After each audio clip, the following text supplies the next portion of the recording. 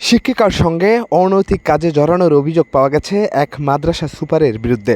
তবে বিষয়টি দেখে ফেলায় এক শিক্ষার্থীকে বেধর মারধরের অভিযোগ উঠেছে মাদ্রাসা সুপারের বিরুদ্ধে।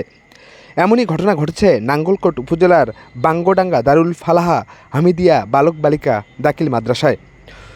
অভিযুক্ত মাওলানা শাহ মোহাম্মদ নিজামুদ্দিন হামিদি মাদ্রাসাটিতে সুপারের দায়িত্বে আছেন।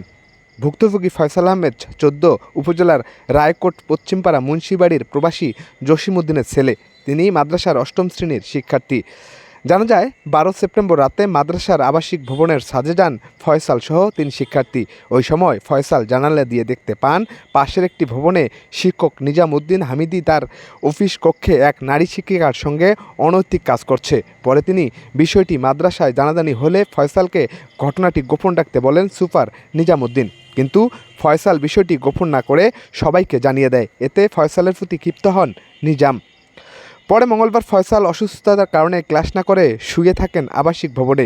নিজাম পূর্বের ঘটনার জেরে ক্লাস না করার অজুহাতে ফয়সালকে বেধড়ক মারধর করেন। খবর পেয়ে ফয়সালের বাবা তাকে মাদ্রাসা থেকে উদ্ধার করে হাসপাতালে ভর্তি করে। 4 দিন চিকিৎসা নেয়ার পরেও ফয়সালের শরীরে মারধরের চিহ্ন স্পষ্ট। এ বিষয়ে ফয়সালের মা হালিমা বেগম বলেন, সুপার নিজামের অপকর্মের বিষয়টি আমার ছেলে আমাকে জানিয়েছে।